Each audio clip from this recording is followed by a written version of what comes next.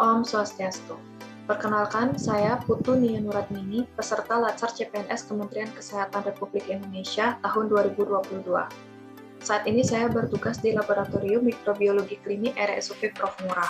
Saya akan menjelaskan tugas agenda 3 mengenai analisis isu dan gagasan kreatif menuju smart governance. Adapun daftar isi dari tugas ini yaitu yang pertama latar belakang, yang kedua identifikasi isu, yang ketiga analisis dampak, yang keempat penapisan isu, yang kelima core isu dan gagasan pemecahan isu, dan yang terakhir penutup. Latar belakang. Pemeriksaan laboratorium terdiri dari serangkaian proses yang saling terkait dan terbagi menjadi 3 tahapan, yaitu tahap pra-analitik, analitik, dan pasca-analitik. Tahap pra-analitik meliputi permintaan pemeriksaan oleh klinisi, persiapan pasien, pengambilan spesimen, dan transportasi spesimen. Tahap analitik meliputi persiapan reagen atau media, pemeliharaan dan kalibrasi alat, pipetasi reagen dan sampel, dan proses pemeriksaan spesimen. Tahap pasca analitik meliputi proses interpretasi hasil, pencatatan, dan pelaporan hasil. Kegiatan rumah sakit menghasilkan berbagai macam limbah yang berupa benda cair, padat, dan gas. Pengelolaan limbah rumah sakit adalah bagian dari kegiatan penyihatan lingkungan di rumah sakit yang bertujuan untuk melindungi masyarakat dari bahaya pencemaran lingkungan dan memutuskan mata rantai penyebaran penyakit menular, terutama penyakit nosokomial yang bersumber dari limbah rumah sakit. Salah satunya, limbah berupa virus dan kuman yang berasal dari laboratorium virologi dan mikrobiologi. Selanjutnya adalah identifikasi isu. Berdasarkan proses analisa di unit kerja, didapatkan 3 isu yang aktual. Yang pertama adalah belum optimalnya proses pra-analitik spesimen yang diterima di Laboratorium Mikrobiologi Klinik RSUP Prof. Ngurah. Yang kedua, belum optimalnya pemantauan dan pemeliharaan alat-alat di Laboratorium Mikrobiologi Klinik RSUP Prof. Ngurah. Yang ketiga, belum adanya checklist pemusnahan sisa spesimen pemeriksaan COVID-19 di Laboratorium Mikrobiologi Klinik RSUP Prof. Ngurah. Selanjutnya adalah analisa dampak isu. Yang pertama, belum optimalnya proses pra-analitik spesimen yang diterima di Laboratorium Mikrobiologi Klinik RSUP Prof. Ngurah. Kondisi, data, dan fakta. Berdasarkan data yang diperoleh dalam 3 bulan terakhir, didapatkan yaitu terdapat 56 spesimen yang belum diorder, 40 spesimen tanpa keterangan, 5 spesimen tidak menggunakan wadah steril, 13 spesimen tidak menggunakan wadah yang tepat, dan 10 spesimen batal diperiksa. Ini merupakan gambaran pelanggaran terhadap konsep manajemen ASN, yaitu kurang profesionalnya petugas dalam melakukan proses pra-analitik spesimen sebelum dibawa ke laboratorium mikrobiologi klinik. Dampak jika isu tidak diselesaikan yaitu dapat menyebabkan penundaan pemeriksaan, kesalahan identifikasi spesimen, kontaminasi, dan pemeriksaan menjadi tidak efektif dan efisien. Pihak yang terdampak dari isu tersebut yaitu yang pertama adalah pasien, dan yang kedua adalah rumah sakit. Selanjutnya, isu yang kedua yaitu belum optimalnya pemantauan dan pemeliharaan alat-alat di Laboratorium Mikrobiologi Klinik RSUP Prof. Ngurah.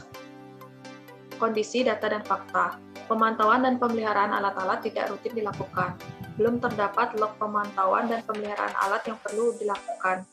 Saat ini sudah terdapat kerusakan pada salah satu alat, yaitu lampu UV laminar airflow pada ruang mixing reagen yang padam.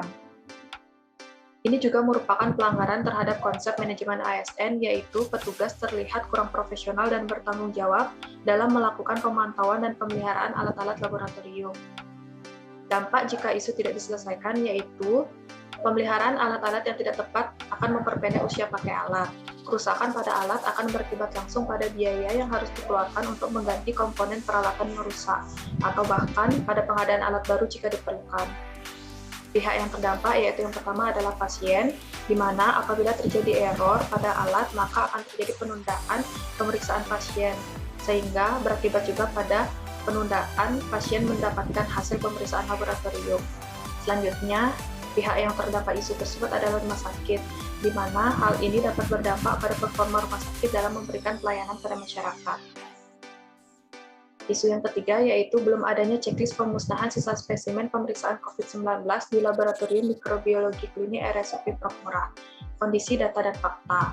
Proses penanganan dan pemusnahan spesimen sisa pemeriksaan COVID-19 sudah dilakukan dengan pengemasan terpisah dan autoklaf, namun belum disertai dengan checklist penanganan dan pemusnahan limbah sebagai bukti dan arsip pemusnahan. Dampak jika isu tidak terselesaikan yaitu tidak terdapat bukti pemusnahan sampel. Jika dibutuhkan, maka akan sulit dilakukan tracing sampel. Pihak yang terdampak dari isu tersebut adalah rumah sakit. Selanjutnya adalah proses penapisan isu dengan metode APKL.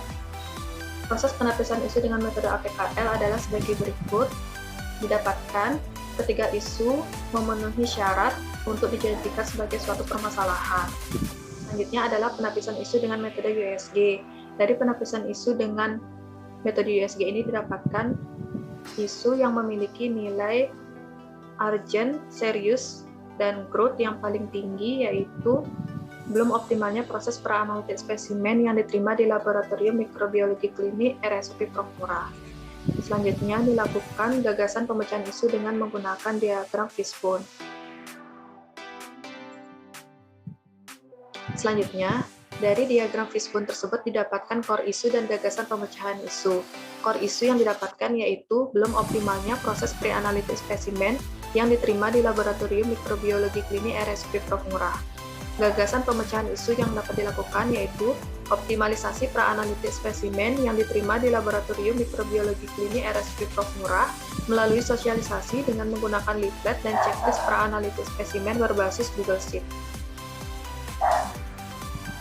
Selanjutnya, rencana kegiatan pemecahan isu yang akan dilakukan yaitu yang pertama, berkonsultasi dengan mentor, kepala instansi, dan penanggung jawab laboratorium mikrobiologi mengenai rancangan dan rencana kegiatan aktualisasi. Kegiatan konsultasi ini dilakukan secara ramah dan solutif sebagai bentuk pengamalan nilai-nilai dasar PNS yaitu berorientasi pelayanan dan kolaboratif dengan terbuka dalam bekerja sama untuk menghasilkan nilai tambah.